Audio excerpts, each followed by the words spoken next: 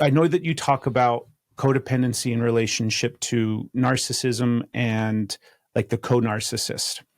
And when we started looking at that, it was one of those things that was really uncomfortable, right? We didn't like sitting in that space and kind of addressing it, but it really started to open up our eyes to the things that had been going on. It's almost like there had been a different version of our reality that had been playing out all along, where we had a story of when we met, we had a story of how we fell in love, we had a story of our relationship and our marriage and all these different things that had been going on.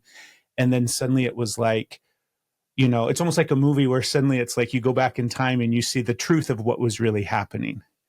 And so I'm hoping that we can get into that a little bit and do our best to kind of, because I don't want anybody to, like I said, I know it's a triggering topic for some people, right, but I think at the same time, it's important to understand where this stuff really not resonates, but originates and where it comes from and kind of how it manifests. Yep. So let me start back with the shame piece. So I'm not good enough. So usually a child will respond in one of two ways. So the one is they kind of just give into the shame messages and see themselves as inferior and kind of live out that script. But others try to compensate for it. I don't want to be inferior. I don't want to feel bad about myself all the time. So they overcompensate. And so they go to, I'm going to be better than everybody. And so that becomes their way of surviving. And so narcissism to me comes out of deep shame. It's a survival strategy to try and feel better about yourself. And so you base it not on your internal sense of who you are, but you now base it on your externals, your money, your possessions, your position, the trophy on your arm, all of those types of things that now determine your value and how important you are. So part of why it's important to start there for me is narcissism has really kind of been pathologized as you're just bad. And to me, it was a way of survival and coping for a child who was receiving severe trauma, which resulted in severe shame that I must be really terrible if I'm getting treated this bad. Now they had to compensate for it. So usually that comes out of, and this is so important to understand, is complex trauma within a home usually has one of the parents who is a narcissist, where they want everything to suit them. They want to be the boss. They want everybody to meet their needs, but they're not concerned in using their power and authority to meet the needs of others. They just want their own way. They want everything to suit them. And so the child is giving up their needs to accommodate a narcissist. Their child is trying to please a narcissist. And so a lot of the adaptations and the trauma come from a narcissist, but the child is learning to respond to a narcissist, but something else is also happening. They're developing a subconscious brain template that says, I'm developing skills to live with a narcissist, and this is now my normal, and this feels actually normal. This is my default. I'm good at this. I can survive here. And so what happens with that is they've got their own shame now because they've been feeling all of the, I'm not good enough. I have to give up my needs. I must be bad, not lovable, etc. So they go into relationships and they have this template of, as soon as they're with a narcissist, I feel attracted to that because it feels normal. It feels right. It feels good. And so without even realizing it, they're actually attracted to the very thing that wounded them. But narcissists typically, when you first get to know them, you don't see their dark side. You see only what they want you to see, which is their act, their mask, their performance. And it's very good. It's quite loving and kind in many ways. The dark side doesn't show up until later. And that's where the problems begin. And so co-narcissism and narcissism are two ends of the shame spectrum. One who's compensated by saying, I got to be better and superior. The other that says, co-narcissist, I am inferior. But what then happens to that is the co-narcissist now is I need you to love me, to the narcissist. So I will enable you to never grow up, to never deal with your issues.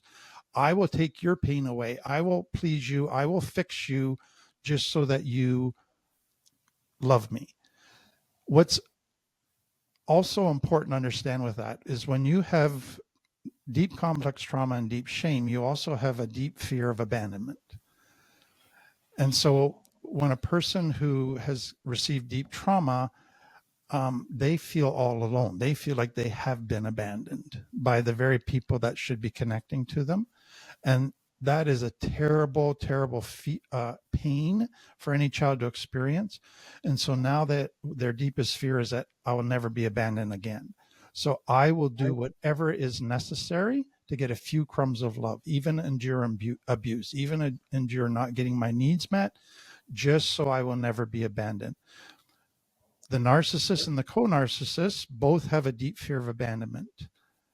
And so they are on their best behavior at first. They're kind of doing what they can to meet each other's needs, but they're not getting their own needs met. Their shame is preventing them from being authentic. Their shame is preventing them from actually receiving love. And so they're not satisfied. They end up with this emptiness, this dissatisfaction, this anger, this negativity that begins to express itself in the relationship, usually passive aggressive at first, but it starts to come out. But then when it starts to break down, they start to panic. Oh, this relationship's going to fall apart. I'll be abandoned. I can't have that. So let's get back on our best behavior. So the relationship starts to follow a cycle. There's a bit of a blow up. Then they're all afraid they're going to be abandoned. So everybody goes back to the honeymoon stage. Let's be on our best behavior. Let's all put our needs aside and just give, and do what the other person wants. But then the emptiness and frustration starts to build, and the tension and stress is building until there's an explosion again. And it just continues on this cycle. And so when you look at a codependent relationship, you could see it in the honeymoon stage and say, wow, that is one happy couple together. Or you could see it on the tension building stage and you go, oh, there's something seems to be there. I just can't put my finger on it. Or it could be at the explosion stage. And so, again, hopefully that gives you a little bit to go on. There's, I've heard you say it before, and I think it's a great time to bring this up as we're going through this. When you're seeing yourself reflected, you're listening to this, and it feels like a lot. When you start to connect the dots, you're like, oh, that's me. That's our relationship. You're seeing this. This isn't when we're getting this information, it isn't to blame or shame, but it explains. It helps us give these tools, these insights of what's happening, how it's playing out, and why. Exactly. And if I can just add a piece to that, Steph, what I would say is this. What comes out of shame is the emotions beyond the belief. So the belief is I'm not good enough. The emotions are I feel less than, but that then leads to I need to beat myself up. I need to put myself down. And if I fail, the way to change my behavior is not to be compassionate to myself and forgive myself. It's to be hard on myself. It's to tear myself down. And so a lot of people, when they begin to get these insights, they go to their go-to, which is, okay, let's start beating myself up. I'm a loser, and judge myself. And it's, no, please don't go there. There's no value in that. That's only going to add to more shame. It's going to feed the shame monster even more. You really need to go to this self-compassion and say, hey, now I'm finally understanding why I do what I do. And that doesn't mean I'm consigned to stay there forever. I can now begin to learn how to change that and to heal. And that brings in some hope for the first time. So yeah, that's such an important point. We were meant to be.